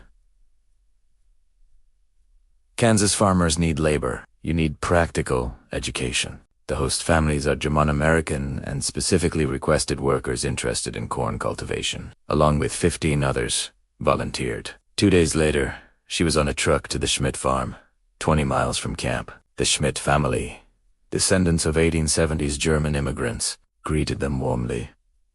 Mrs. Schmidt spoke German with an American accent, offering coffee, fresh cornbread, and pre-made beds, treating them as workers, not prisoners. My great-grandfather, Mrs. Schmidt explained during dinner, refused corn for his first year, but learned American corn was different and it became his favorite. A common story, it seems, Helga observed, accepting her third ear of grilled corn. Mr. Schmidt added, Europeans brought prejudices to America. Those who succeeded appreciated this land's offerings rather than clinging to old-world assumptions. Helga's agricultural education began the next morning. The Schmidt cornfields, hundreds of acres, were managed with mechanical precision. Mr. Schmidt explained the varieties. Field corn for feed, industrial uses, sweet corn for direct consumption, and popcorn. Each requires slightly different conditions, he noted. In Germany, Helga said, we plant whatever grows and use it. We lack specialized varieties. That's not luxury, it's efficiency. Mr. Schmidt, specialized varieties yield better. Field corn gives more starch. Sweet corn, better nutrition and taste. Grilling both serves our needs better. Helga learned crop, rotation, irrigation, mechanical equipment, and storage. You feed your people better than we feed ours, Helga said at lunch. Not better land, but better systems, Mrs. Schmidt replied. Perhaps we ask different questions. Not how to make people eat what's available, but how to develop crops people want to eat. We turned animal feed into a cuisine foundation.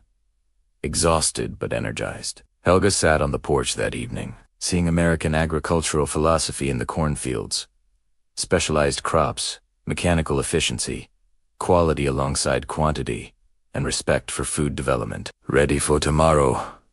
Mr. Schmidt asked. "Ready to learn more," Helga replied. "Every day here challenges what I thought I knew." The 2-week farm placement transformed Helga's understanding of American agriculture and culture. On her final evening, the Schmidts hosted a traditional corn roast, inviting neighbors and providing a cultural experience. "This is how Americans celebrate harvest," Mrs. Schmidt explained, preparing dozens of ears, not fancy cuisine, but community food, shared pleasure, recognition of a good harvest. As the sun set, Helga watched families gather, children playing, adults sharing stories. It was similar to German celebrations, yet fundamentally different. Americans celebrated abundance, not merely surviving scarcity. "Miss Richter," Mr. Schmidt called. "Would you help explain to your fellow prisoners how to properly grill corn? You're quite expert." "Surprised?" Helga joined him. "2 weeks ago," a prisoner observed, "you mocked this as pig food. Now you teach us." "2 weeks ago," Helga replied honestly, "I was ignorant about corn agriculture and American food culture. I assumed that because Germans didn't eat sweet corn, it was inferior, rather than something we hadn't developed." As the evening progressed, skepticism turned to genuine appreciation. Even the most prejudiced admitted perfectly grilled sweet corn was delicious. "Why didn't German agricultural programs develop varieties like this?" Lysel asked, finishing her 4th ear. "Because," Helga explained, "we assumed corn was inferior to wheat and potatoes. We never invested in developing it. Americans started with different assumptions and got different results. This applied beyond corn." Helga had seen dozens of examples where German assumptions about American inferiority proved wrong. Flush toilets, ice cream, automotive abundance, and sophisticated agriculture. "When we returned to Germany," she quietly told the prisoners, "we need to tell the truth, not propaganda about American weakness, but an honest assessment of their strengths, including their corn."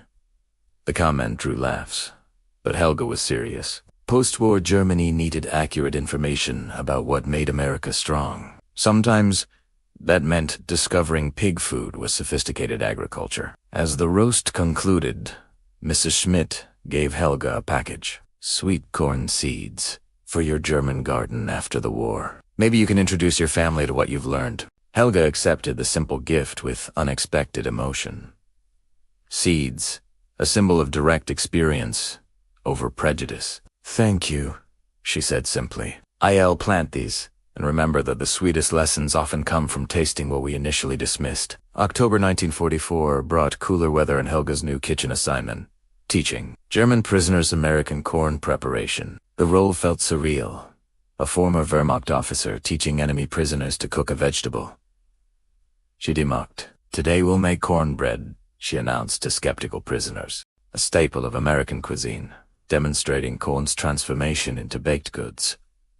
"Cornmeal bread?" asked Greta Schmidt, incredulous. "Sounds like desperation food. Real bread is wheat." Helga recognized her own past prejudice. "I thought the same. But American cornbread isn't inferior. It's different, with its own textures, flavors, and uses." Under Corporal Mitchell's supervision, she demonstrated. Stone-ground cornmeal. Flour, eggs, milk, butter, sugar, baking powder. The batter differed from German dough. "The secret is the hot cast-iron skillet," she explained, channeling Mrs. Schmidt's teaching. Crispy crust, moist interior. It's not trying to be wheat bread. It's deliciously unique. The baking aroma filled the kitchen, sweet, buttery, corn-fragrant. Unlike animal feed, when Helga removed the golden rounds, even skeptics leaned in. "Try it with butter and honey," she suggested. Opinion quickly shifted. Prisoners who'd vowed never to eat corn asked for seconds and recipes. "This changes everything about corn," Greta admitted. "If we'd known, maybe we'd have developed better varieties." "Exactly," Helga replied. "We dismissed corn without exploring its potential. Americans respected it, spent centuries developing it, and reaped agricultural abundance. Over following weeks, Helga's classes expanded to include succotash, mixed with beans, corn chowder, and corn pudding. Each recipe showcased the versatility of a crop Germans had written off for livestock. "You become quite the corn evangelist," Sergeant Miller observed. 2 months ago, you called it animal feed. 2 months ago, I was ignorant, Helga admitted. Now I understand. Corn is only as good as the varieties you develop and the respect you show it. Americans excel at both. Acknowledging American strengths no longer diminished German identity. It recognized reality. American agricultural philosophy produced results Germany hadn't. December 1944 brought news of Germany's desperate Ardennes offensive and the recognition that the war was lost. For Helga, military defeat mirrored her personal transformation. Just as Germany misunderstood American strength, she misunderstood American food, equating sophistication with complexity, overlooking advanced society's perfection of simple things. Lieutenant Williams summoned her. U.S. Department of Agriculture civilians awaited. "These gentlemen," he explained, "are developing agricultural education for post-war Germany. They want to discuss your experiences with American corn cultivation." The 3-hour meeting covered varieties, techniques, and cultural attitudes. Officials took notes on German soil, climate, and infrastructure. The key, Dr. Harrison, lead consultant, stated, is German acceptance. We can introduce superior varieties, but if prejudice remains, the program fails.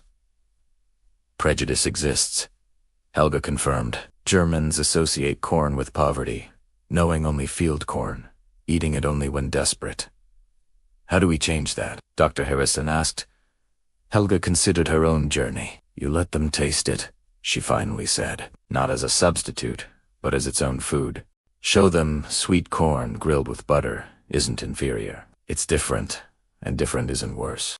The officials approved. Dr. Harrison made notes. Would you participate in our reconstruction program after the war, teaching German farmers about corn and overcoming cultural resistance? The offer surprised Helga. Months ago, she fought America. Now, they asked her to reshape German agriculture with captive-gained knowledge. Yes, she replied without hesitation. If Germany is to recover, we must learn from societies that succeeded where we failed. Sometimes those lessons come in unexpected forms, like animal feed becoming sophisticated agriculture. That evening, during Christmas preparations, Helga taught corn pudding. My mother would never believe this, Lysel commented. Helga, Wehrmacht officer, teaching American corn deserts. Your mother might not believe much about American captivity, Helga replied. Comfortable facilities. He, and Edo Wars food, respect. And yes, discovering delicious corn. They discussed post-war plans. Some prisoners would stay in America. Others, like Helga, would return with American knowledge. Do you think Germany will accept corn? Margaret asked. Not immediately, Helga admitted. But as we rebuild and need efficient, high-yield crops, they will recognize corn's advantages, as Americans did. March 1945 brought Germany's collapse. Repatriation began. American officials implemented an intensive agricultural education program for returning prisoners. Helga led classes on corn cultivation, teaching women techniques learned at the Schmidt farm. The most important lesson, she told students, isn't about corn, but approaching agriculture with openness. Germans assumed corn was inferior. Americans invested centuries in creating edible varieties, leading to agricultural abundance. Classes combined practical instruction with cultural education. Prisoners learned to identify varieties, understand growing conditions, and how corn could supplement German crops. In Germany, Helga explained, we farm as struggle. Americans partner with the land, developing varieties to maximize strength. Among her students was Greta, returning to her Hamburg farm to introduce sweet corn. My father won't believe me, she said. He'll think I'm brainwashed. Don't tell him, Helga advised. Showed him. Plant sweet corn, prepare it, and let him taste. That's what changed my mind.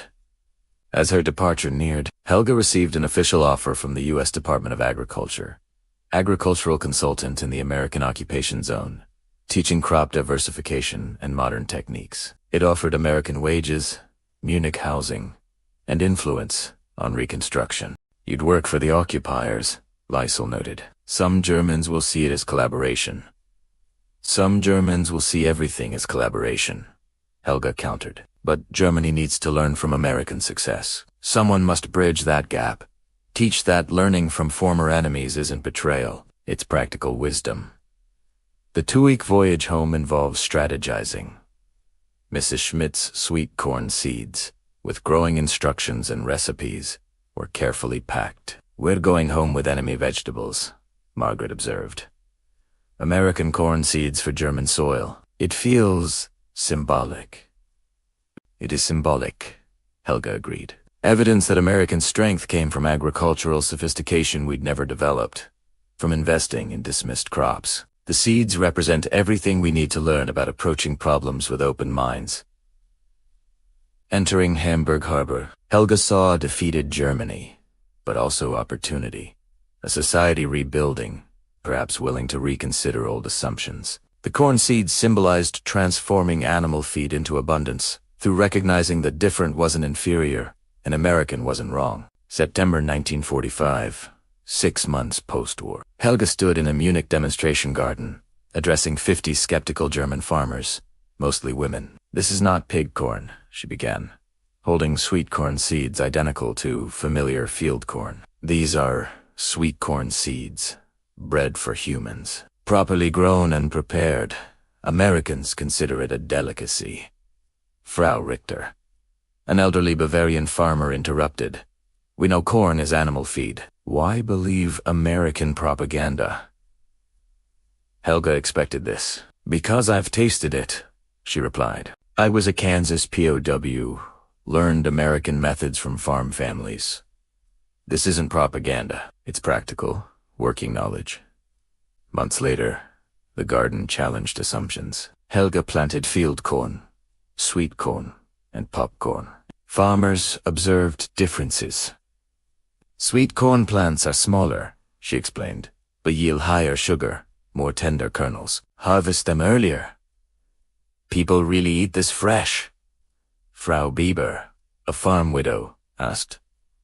Of the cub? Americans eat it grilled, boiled, or roasted. Helga confirmed. It's summer, celebration, food. Before you call it animal feed, try it. The August harvest was the test. Helga hosted a corn roast. Direct experience convinced them. My goodness, Frau Bieber exclaimed, tasting grilled sweet corn. This tastes nothing like pig corn. Because it isn't, Helga patiently explained. It's a different variety, for different purposes. Americans created varieties worth eating.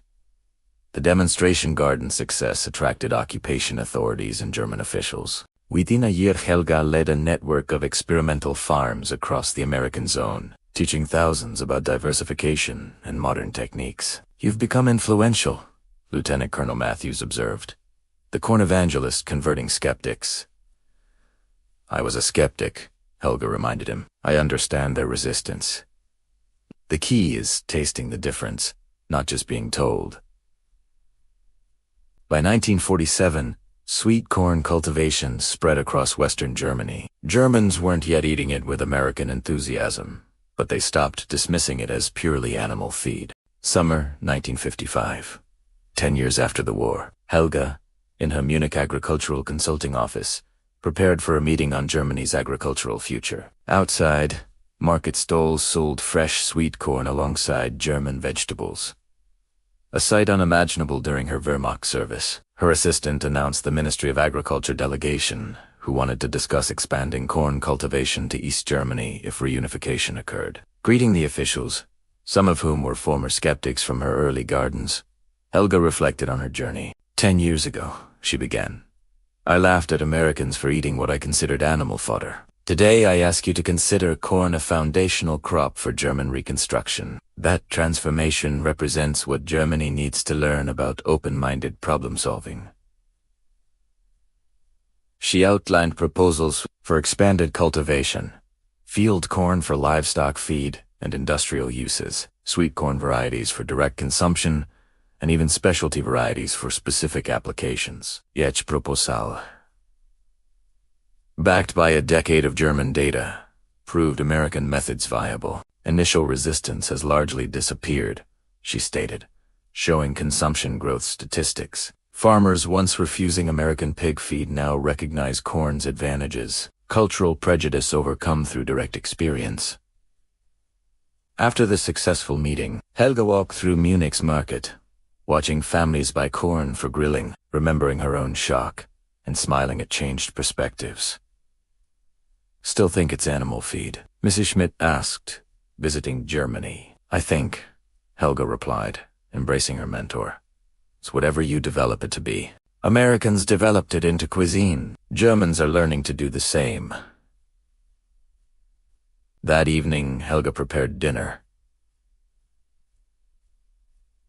Sauerbraten with corn pudding, potato dumplings with grilled sweet corn, schnitzel with succotash, a fusion honoring tradition and embracing lessons. My mother still can't believe I cook with corn, Liesel mentioned. She thinks Americans brainwashed me. In a way, they did. Helga laughed. Brainwashed me out of unquestioned prejudices, forced me to taste what I dismissed, recognized my assumptions about American inferiority were wrong. Sharing the meal, they discussed broader lessons. Corn was one example of German prejudice meeting American reality. They encountered superior technology, generosity, social organization, challenging Wehrmacht propaganda. The corn was the perfect teacher, Helga toasted. So simple, so wrong by our assumptions, yet delicious, forcing us to question other certainties. If wrong about corn, what else? The question shaped a decade of reconstruction. Germany was wrong about American weakness, its own victories' inevitability, its methods' superiority. Two corn, Liesel toasted. Two questioning prejudices. Two learning from former enemies, Margaret added. Two sweet corn, Helga concluded, which proved dismissed animal feed was sophisticated agriculture. Weedy never developed a metaphor for what Germany needed to learn about the society that defeated us. As guests departed, Helga watched Munich's lights, grateful for the farm family who showed her that sweetest lessons come from tasting what you mocked. Corn was more than food. It was a bridge, a teacher, proof that strongest societies develop, perfect, and share what others dismiss or ignore. Biting into grilled sweet corn, Helga remembered Camp Concordia and thought, everything I believed about American food was wrong. What else was I wrong about? That question had rebuilt a nation. In September 1944, a quiet revolution began on the docks of California's Oakland Army Base. As a transport ship discharged 47 Japanese women, captured during the fierce battle for Saipan, an extraordinary psychological confrontation was set in motion. These women, ranging from trained nurses and dedicated teachers to essential civilian personnel, had served the Imperial Japanese Army. They disembarked, bracing for the barbaric cruelty propagated by their nation's wartime narrative. Tales of a primitive, resource-starved demon. Yet, what unfolded before them was a scene of bewildering prosperity. Cityscapes ablaze with electric light, vast expanses of meticulously paved highways, and architectural marvels that defied every expectation. The initial shock wasn't just at the enemy's perceived strength, but at a profound, unsettling paradox. Even as prisoners of war, the nascent glimpses of American life suggested a material abundance that demonstrably surpassed the pre-war reality for most civilians back home in Japan. Among them, a 23-year-old army nurse from Hiroshima, Michiko Tanaka, pressed her face against the transport's window, her whispered words reflecting a universal bewilderment.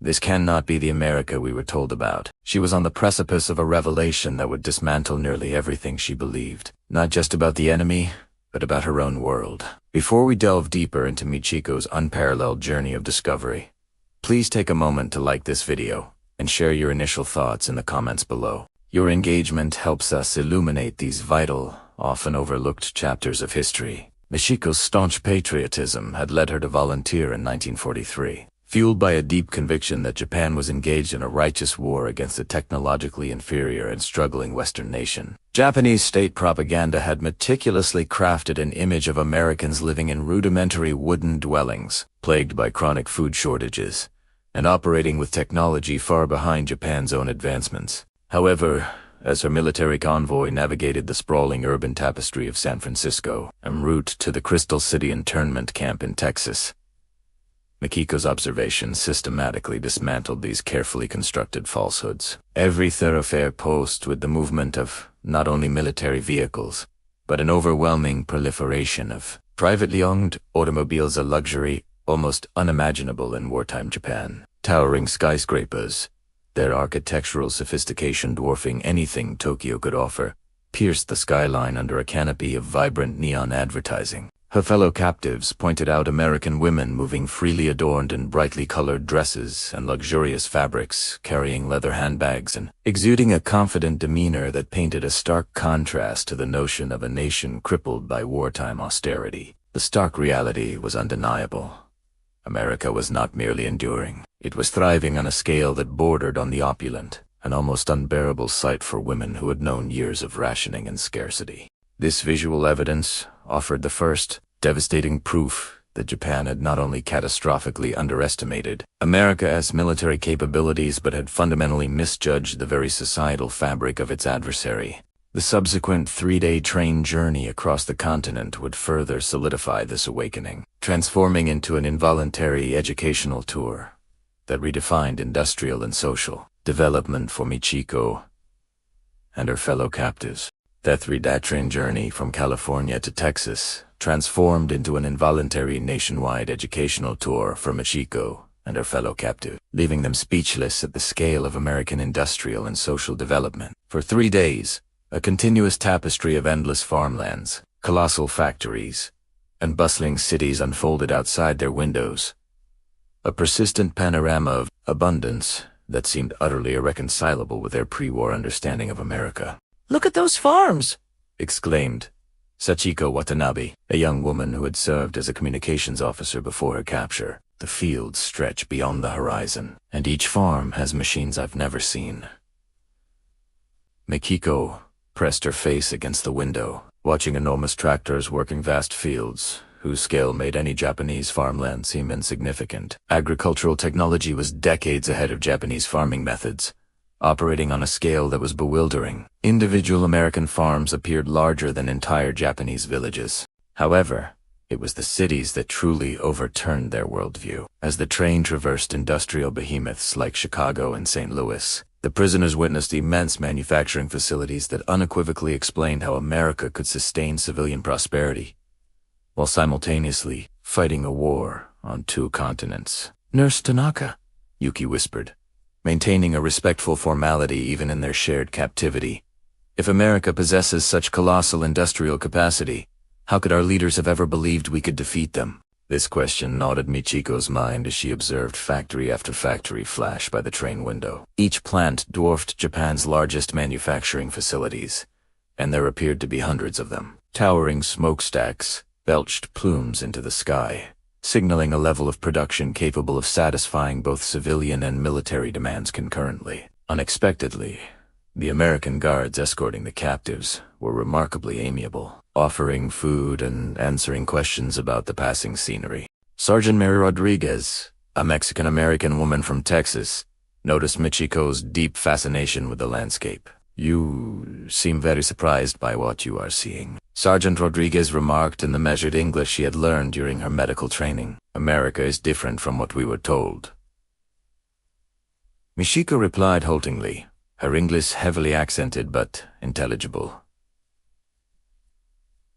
Sergeant Rodriguez smiled sympathetically. "Miss Tanaka, what were you told about America?" Michiko struggled to find the words to articulate the profound chasm between Japanese propaganda and American reality. "We were told Americans were poor, their cities were small, and their people lacked culture or technology." Sergeant Rodriguez nodded knowingly, a gesture that surprised me. Propaganda tells people what the government wants them to believe, not the truth. You'll learn more about the real America where you are going. The Crystal City detention camp in Texas, where the Japanese female prisoners of war would spend the remainder of the conflict, presented Michiko with its most shocking revelations. Even in captivity, her standard of living surpassed anything she had experienced as a free citizen in Japan. The camp comprised rows of neatly constructed houses, equipped with running water, electricity, and indoor plumbing.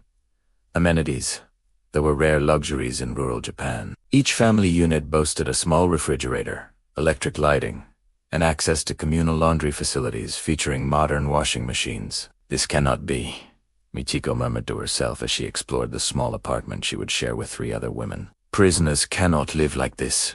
Yet, the accommodations were merely the beginning. The camp housed a hospital equipped with modern medical devices that surpassed most Japanese civilian facilities. There was also a school, stocked with textbooks, laboratory equipment, and educational resources, superior to what many Japanese schools could offer. The camp even included a library, recreation facilities, and workshops where prisoners could acquire new skills.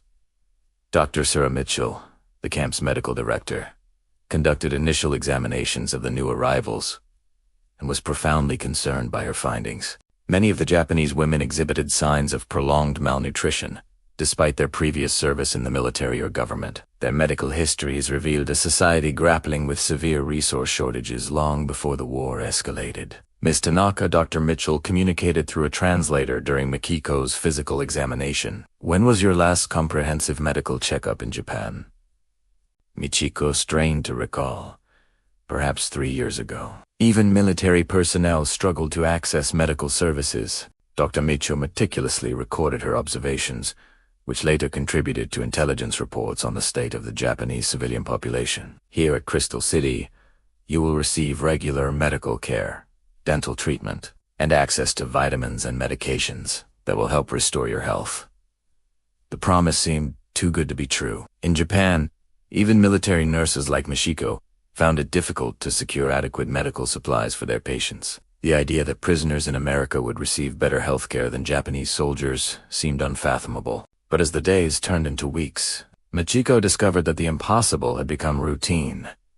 3 meals a day featured meat, vegetables, and dairy products. Hot showers offered unlimited water. Electric heaters warmed their quarters in winter, while electric fans provided relief in summer. Books, magazines, and educational programs designed to help prisoners understand American society were readily available. Yuki, Michiko confided to her former colleague one evening in their brightly lit apartment. I am beginning to understand why Japan will lose this war. Within weeks of her arrival in Crystal City, Michiko volunteered to work in the camp's medical facilities, where she discovered that American medical technology and practices were decades ahead of anything she had known in Japan. The camp hospital boasted X-ray machines, modern surgical equipment, and a supply of pharmaceuticals that far exceeded what her military hospital in Hiroshima could offer.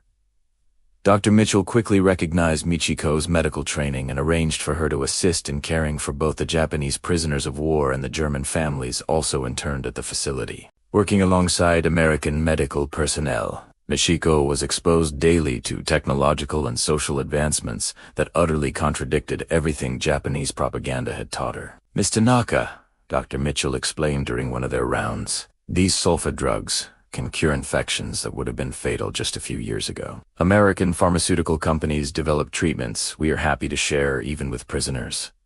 Michiko held the small white pills, medical advancements she had never heard of. In Japan, such medications, if they existed at all, would have been reserved only for the highest-ranking officials. Here, they were routinely used to treat common infections among prisoners of war. However, medical revelations were only part of her education. The camp administration established educational programs designed to instruct prisoners about American democratic society, and Michiko found herself attending classes that challenged all her preconceived notions of American culture and values. Professor James Thompson, a retired university educator volunteering at the camp, led discussion groups on American history and government. Ms. Tanaka, he inquired during one session, what were you taught in Japan about American society? Michiko struggled to articulate beliefs that now seemed preposterous. We were told Americans had no culture, that they were selfish individualists, with no loyalty to community, and that their government was weak and disorganized. Professor Thompson nodded thoughtfully. And what have you observed here? Indeed, Mikiko looked around the classroom, observing American staff volunteering their time to educate enemy prisoners, seeing the systematic organization that provided better living conditions than most. Japanese civilians enjoyed and witnessing democratic processes that allowed prisoners to participate in camp management. I have observed that we were lied to, Mikiko said softly, the words feeling dangerous even in this secure environment. Professor Thompson's response was gentle yet profound. Truth is always more complex than propaganda suggests. What you are learning here is that a society can be vastly different from the image its enemies portray. That evening, Michiko began to keep a diary which would later become a historical testament, the personal journey of a Japanese woman discovering that her enemy was not the primitive, barbaric society she had been taught to despise, but an advanced civilization, capable of treating even its prisoners with dignity and care. By Christmas 1944, Michiko's transformation was complete, but it brought with it a painful moral crisis that would haunt her for the rest of her life. The implication of having lived for 6 months as an American prisoner with a standard of living higher than any she had ever known as a free Japanese citizen was almost unbearable. The camp's Christmas celebration offered the final, devastating proof of American affluence and generosity. Despite being in the midst of a global war, the camp administration organized gift distributions for the children, provided a special meal of turkey and traditional American holiday foods, and arranged entertainment featuring both American and Japanese cultural elements. Michiko sat in the camp community center, watching American volunteers distribute gifts to Japanese children who were technically still enemy prisoners, tears streaming uncontrollably down her face. The generosity was immensely heartwarming, but it also represented the utter collapse of everything she had believed about the war and Japan's place in the world. Nurse Tanaka, Yuki whispered, sitting beside her.